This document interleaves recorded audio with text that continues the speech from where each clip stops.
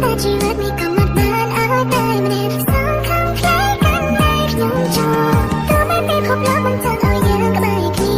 ហើយតែនេះគឺជាទំនាក់ទំនងប្រកបខ្លាចមានអ្នកទី3ចូលមកឲ្យស្នេហ៍បញ្ចប់តែអូនជឿថាស្នេហ៍ពិតគឺស្ថិតនៅ